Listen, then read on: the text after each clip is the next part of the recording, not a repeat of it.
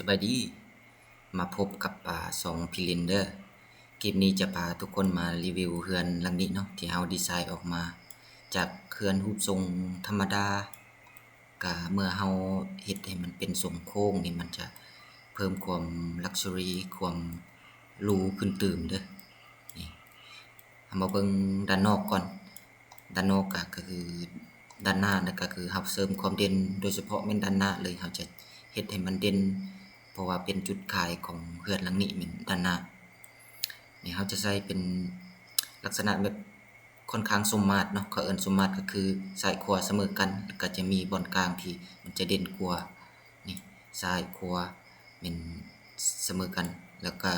มีบนกลางจะสูงกว่าเพิ่มความเด่นให้กับตัวเรือนแล้วเฮาก็ใส่เป็น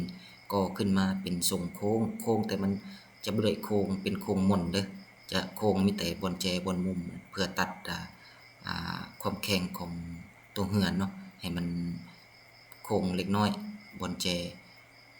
เฮ็ดให้มันละมุนขึ้นตื่มบ่ให้มันแข็งเกินไปเฮาก็จะเบิ่งว่ามันมีความรูขึ้นตื่มจากแบบปกติที่เฮามักเห็นเอามาเบิ่งจากด้านข้างด้านข้างก็อาจจะมีความเป็นซุ้มโค้งขึ้นมาและเสริมด้วยปองเยี่ยม2บานนี่ก็เป็นทรงโค้งคือกันให้มันเข้ากันกับทรงโค้งแล้วมันเพิ่มความรูถึงตื่มนี่มาเบิ่งจุดประตูคือกันประตูก็เป็นทรงโค้งก็มันเสริมสวยสุกอยู่กันเสริมกันเนาะนี่ถือว่าโอเคเลยแต่ว่าทางหลังทางข้างนี่เฮาจะบ่ค่อยปรับอันใดขึ้นกับลูกค้าเนาะว่าอยากได้ประมาณใดแต่ว่าด้านข้างนี่เฮาก็บ่ค่อยได้ดีไซน์เป็นแปลกตาประมาณใดว่าส่วนหลายเฮาจะรีวิวให้ลูกค้าด้านหน้าเนาะคันว่าเพิ่นโอเคในรูปทรงประมาณนี้แล้วก็จึงค่อยดีไซน์ต่ออันนี้นี่มันค่อนข้างเฮ็ดยากคันว่าเฮาสิดีไซน์ไปหมดเลยสิประมาณนี้นะภายนอกจะหมุนให้เบิ่งนี่โอเคเดี๋ยวเฮามาเบิ่งภายในเด้อเปิดภายในเบิ่งนี่ภายในถือว่าลงตัวเลยเนาะทุกคนจากตอนแรกนี่เฮาใส่เป็น3ห้องนอน3ห้องน้ำเนาะก็เฮาเบิ่งมันอยากแคบหน่อยนึงว่าเป็น3ห้องนอน2ห้องน้ำนี่โอ้พอดีงามเลยนี่มาเบิ่งขั้นแรกเปิดประตูเข้ามานี่เปิดประตูเข้ามาเฉพาะห้องโถงทางซ้ายมือนี่ก็ถือว่ากว้างๆนี่สามารถวางโซฟาวางทีวีวางแนวตกแต่งได้แล้วก็บิวอินฮอดเขตกึ่งกลางเนาะเพื่อให้มันเป็น2จุดเชื่อมต่อเข้าไปในโซนพื้นที่อื่นๆเข้ามาพื้นที่นี้ก็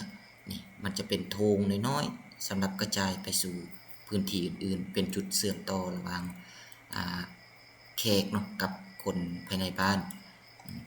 เข้ามาก็นี่เอามาเบิ่งซ้ายมือห้องแรกจะเป็นห้องนอนใหญ่เนาะห้องนอนใหญ่อันนี้ก็ถือว่าใหญ่กว่าหมู่ในบรรดาห้องทั้งหมดก็มีห้องนอนมีห้องน้ำติดเนาะนี่ก็ถือว่าโอเควางได้โอเคเลยเนาะนี่สามารถบิวอินเป็นตู้ไว้เครื่องทางนี้ก็บิวอินได้นะอันนี้คันเฮาบ่มักทีวีบิวอินเป็นตู้ก็ได้นี่ก็ถือว่าโอเคเลยพื้นที่ก็ห้องน้ำก็ถือว่าครบครันเนาะเปิดมาพออ่างล้างหน้าโถส้วมมีฝักบัวหม้อน้ำอุ่นถือว่าใส่ได้แบบสบาย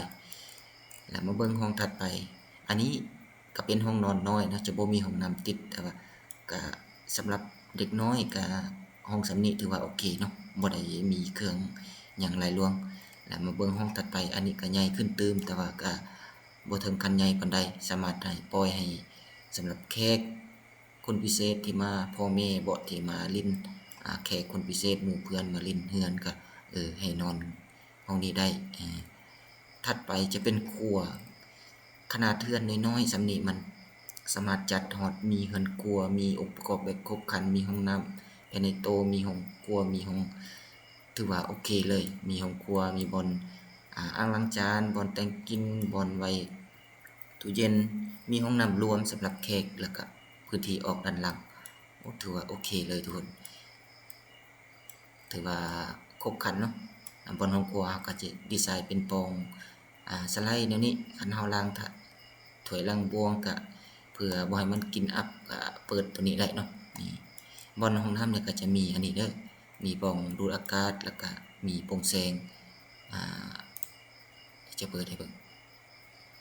มาเบิ่งด้านหลังนี่ที่ปิดนี้มีโปร่งแสงแล้วก็มีปล่องดูดอากาศส่วนห้องนอนสำนี้ก็สามารถใส่ในเพดานได้หรือว่าจะติดฝาก็ได้อันนี้แล้วแต่ลูกค้าเพิ่นอยากได้แต่ว่าอันนี้เฮาดีไซน์เบื้องต้นประมาณนี้ก่อนราคาจิบๆเบาๆเด้อบ่ฮอดอ่าล้านปลายกลางๆเด้อล้านปลายกลางๆณปัจจุบันปี2026นี่ล้านปลายกลางๆสามารถก่อสร้างได้ปลูกสร้างได้ไอรินเคยปลูกสร้างแล้วเนาะเรือนทรงแบบนี้ขนาดเท่านี้เลยแต่ว่าเราจะต่างดีไซน์ด้านหน้าไปแตกต่างจากแบบเก่าหน่อยนึงเดี๋ยวจะเปิดให้เบิ่งอันโตแบบเก่าเนาะที่เราปลูกแล้วในหลังนี้หลังนี้เราก็ปลูกคือกันเด้อแต่ว่าอันนี้มันจะเป็นแบบต้นฉบับแบบนี้ที่ลูกค้าเพิ่นอยากได้แต่ว่าเราก็ได้ปรับเปลี่ยนให้มันเป็นแบบนี้ทุกคนมักแบบใดจัดแบบนั้นโอเคสำนี้ก่อนทุกคนไว้อยากได้เรือนรูปทรงแบบใดสามารถคอมเมนต์มาเด้อไอรินรับออกแบบและรับเหมาก่อสร้างเบอร์อยู่โปรไฟล์เด้อโอเคทักมาหาเด้อมีหยังทักลงกันได้ปรึกษาได้บ๊ายบาย